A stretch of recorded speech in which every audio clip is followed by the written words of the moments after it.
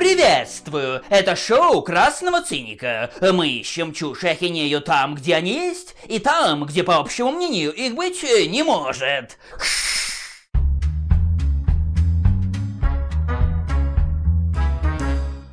Благодаря таланту Брэма Стокера и мрачному очарованию его книги, породившей целый культурный феномен, о Дракуле, наверное, знают все. Ну, кроме, может быть, пигмеев и папуасов, да и то не факт.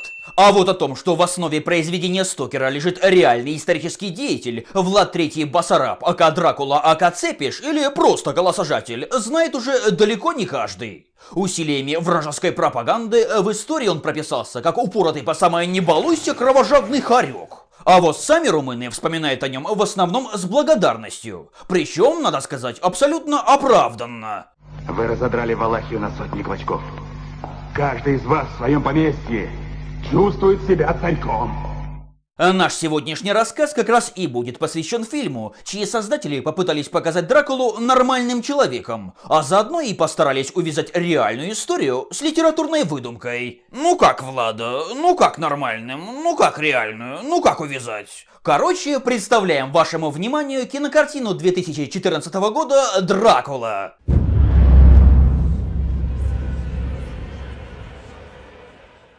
Начинается фильм даже не со слоумо, а вообще с замершей сцены, по которой перемещается камера. Голос за кадром поясняет происходящее. Чтобы пополнить ряды своей армии, турецкий султан взял в рабство 1000 мальчиков из Трансильвании. Какое сгущение красок-то, а? С пленными детьми обращались жестоко.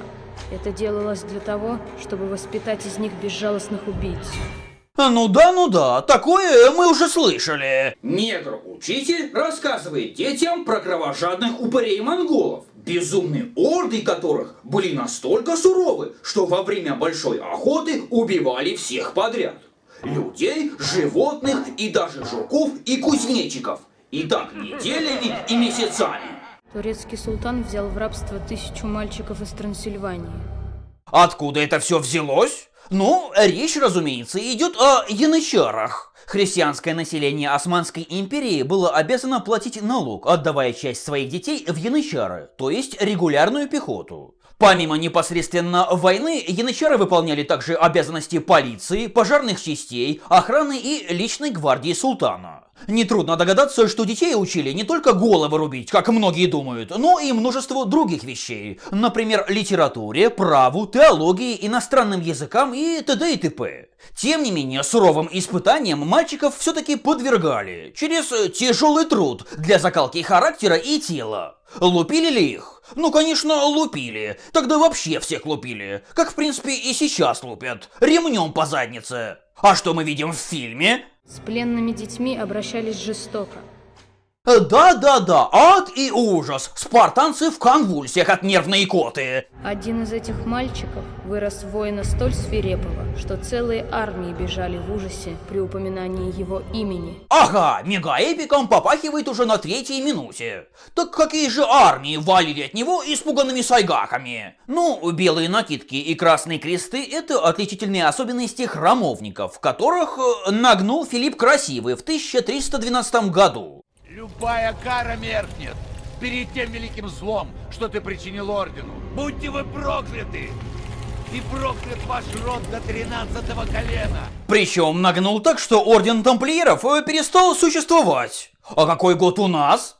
1442 от Рождества Христова. И поскольку Владу заметно за 30, накинем на дату еще лет 15-20. Так откуда взялись тамплиеры, которых давным-давно извели под корень? И почему у большинства из них доспехи времен первых крестовых походов? На дворе вроде бы уже середина 15 века, нет? Впрочем, это не имеет никакого значения, ибо в этом сферичном мирке даже стальная кираса не защищает от деревянного кола. Ну да, а копья и пики, видимо, идиоты придумали. Ведь только полный даун будет лить сталь, если от латника спасает обычная заостренная палка каменного века. Осознав свои чудовищные деяния, Влад похоронил свое прошлое и вернулся в Трансильванию. Это в какую минуту он осознал? Когда десятки людей на кольях увидел? И вообще, что значит вернулся? Его вроде как силой угнали в Османскую империю, где из него нещадно делали зверя, а потом он просто вот так взял и вернулся? Да еще в легкую принял христианскую веру, будучи янычаром. Чтобы мирно править.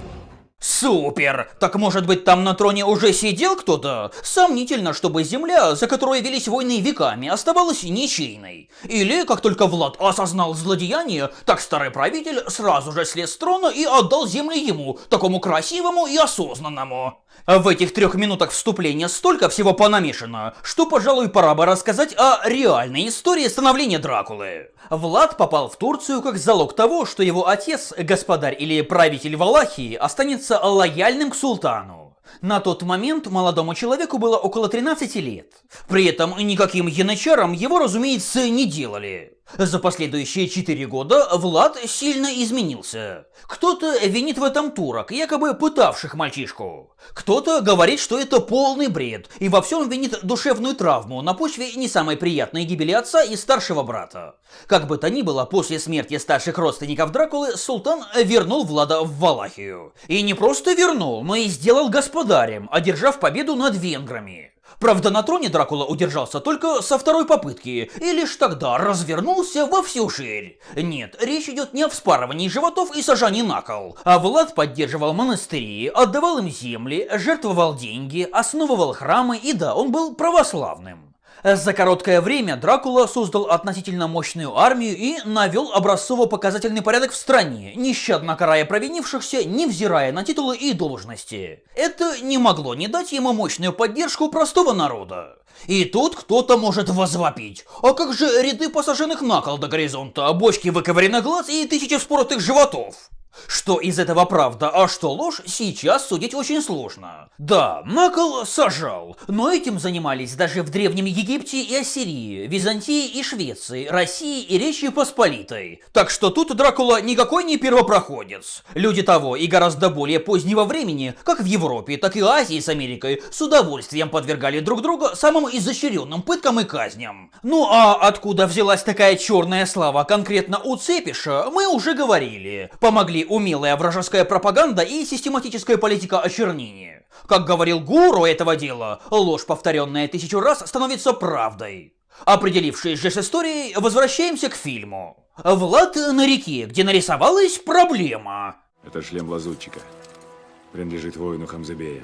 Дракула долго думает, а потом заявляет: Шлем принесло течением. Гениально! Железные вещи со множеством выступающих частей по воде переносятся ну просто отлично! Но и это еще не все, ибо Влад, посмотрев на ближайшую гору, рожает. Вон оттуда, с горы сломанный клык. Нет, он не просто гений, он пророк. Обычным смертным для того, чтобы прийти хоть к каким-то выводам, нужно было бы пройти в поисках следов вверх по течению. Может быть, река и берет начала в горах, да только шлем мог упасть и гораздо ниже. Например, за ближайшим порогом, откуда он, скорее всего, и свалился. Но нет, наш гений дедукции показывает именно на гору, а до нее, конечно же, рукой подать. Ночь близится. Они будут искать убежище. Здорово! Самое время для того, чтобы втроем искать лагерь неприятеля. Ну а через пару мгновений наши герои уже на горе. Они там. Откуда ты знаешь? Летучие мыши не вылетают днем. Что-то их спугнуло. Ага, скоро стемнеет, до горы несколько десятков километров, а у них все еще день. Только Влад входит в пещеру, как у одного из его сопровождающих в руках внезапно материализуется факел. Это ведь удобный и компактный фонарик, главное в кармане и всегда при себе. И тут бац, новая загадка. На полу раздробленные кости. Это сделали не турки. Шерлок Холмс просто бьется в истерике. Было бы странно, если бы турки сначала поубивали, а потом и захавали своих же. Да и вообще, судя по состоянию костей, им уже не первый десяток лет пошел. Причем здесь тогда турки? Не знаю, спросите у нашего светила судмедэкспертизы. Тут из темноты выскакивает нечто клыкастое и убивает приятелей Дракулы. Сам Влад сбит с ног, но успевает добраться до выхода из пещеры, чтобы посверкать солнышком с того самого скоро стемнеющего неба. Рыгнув на прощанье, нечто скрывается во мраке. Ну а Влад, пока окончательно не скоро стемнело, запрыгивает на лошадь и скачет в свой замок, больше напоминающий Нотр-Дам-де-Пари. Режиссер что, совсем не в курсе, как выглядят румынские замки? Как бы то ни было, тут наконец-то окончательно скоро темнеет. А мы понимаем, что местные закаты длятся по 12 часов и дольше. Реализм. Дракула тем временем бросается за советом к специалистам. Римские мистики пророчествовали явление великого зла – вампира, от греческого слова «пи», то есть «пить». Вообще-то над происхождением этого слова годами бьются лингвисты, и ни в одном из этимологических вариантов слово «пить» не фигурирует. Походу, кому-то не дают покоя лавры хренозавра Задорнова. Древнегреческий молодой по сравнению с древнерусским языком. Богатырь из двух слов состоит – бог и тырить. А таможников называли вообще сволочи, потому что они сволакивали товар в одно место. Монахи же, оказывается, давно в курсах происходящего. Мол, 4 дня назад у них произошел совместный галлюциногенный приход. Да и вообще, все ходы давно записаны, ибо пророчество и все такое. Типа, некто непонятно зачем выторговал темную силу, как потратил ее неизвестно, чем питается в отсутствие турок неясно. Просто примите за данность. Нечто засело в пещере, уже не первый год жрет людей, и никто об этом ничего не знает. Обещай, что сохранишь эту тайну. Начинается пир. 10 лет мира и процветания с тех пор, как наш князь вернулся к нам.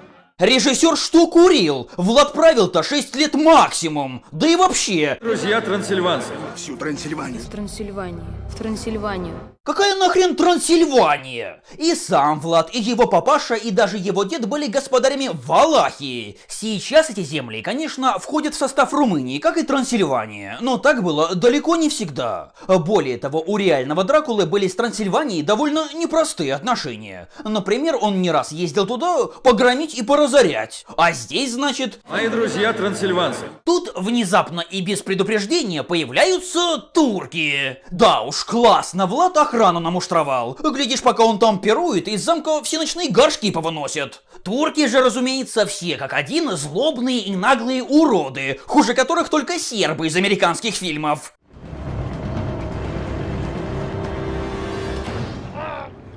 Did you think we would not notice a battalion of our scouts missing? Во как! Батальон стелс-пехоты! Целая орава от 300 до 800 человек, которую никто кроме Ничты и не заметил. Так или иначе, Влад говорит, что он тут и ни при чем и пытается откупиться от заклятых друзей, но... Султан требует 1000 мальчиков для службы в рядах янычаров. Дракула в шоке. Янычары?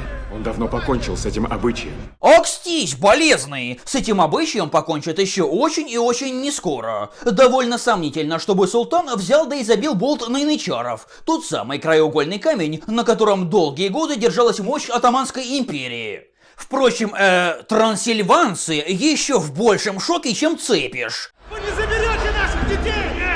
Это интересно, с чего это вдруг такая истерика? Вообще-то служба в янычарах помогала достичь высокого положения в обществе. Например, албанцы-мусульмане даже добивались права отправлять туда своих детей. Нетрудно догадаться, что концлагерем здесь даже не пахнет. Кстати, помните это? Целые армии бежали в ужасе только при упоминании его имени. Видимо, от него бежали все, кроме его приятелей турок, круче которых только яйца 12 часов проваренные в кипятке.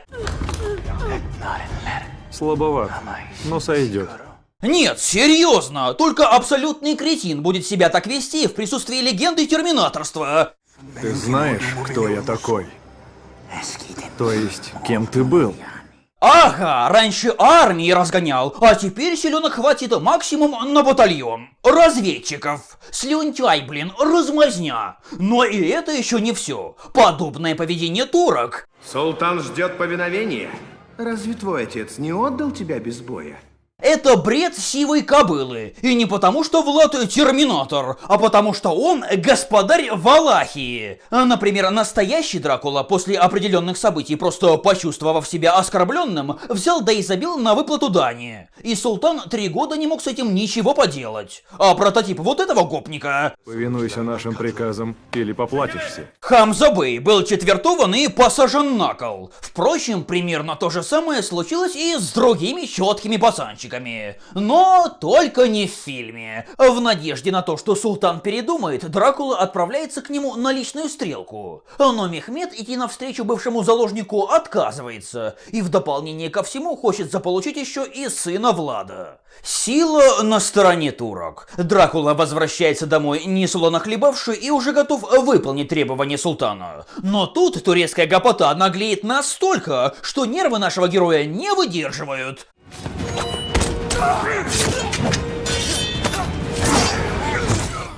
Вы не смотрите, что на них доспехи. Это ж не реальный мир, а фэнтезия. А в фэнтезии можно даже стальной панцирь деревянным колом пробить. Так что все нормально. Покончив с гопниками, Влад понимает, что его стране светит война. Это в реале он прокачивал армию и заключал военные союзы. А в фильме все его войско состоит из 3,5 землекупов. А еще баб и детей. Что же делать? Как быть?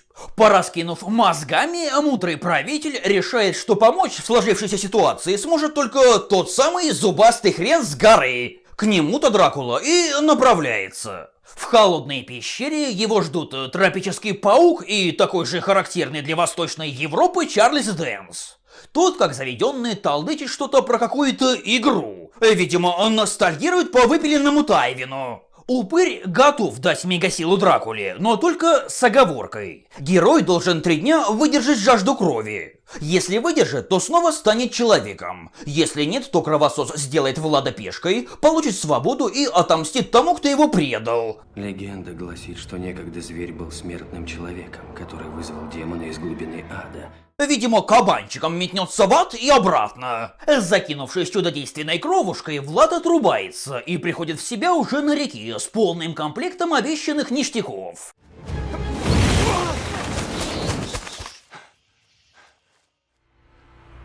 Я знаю кунг-фу.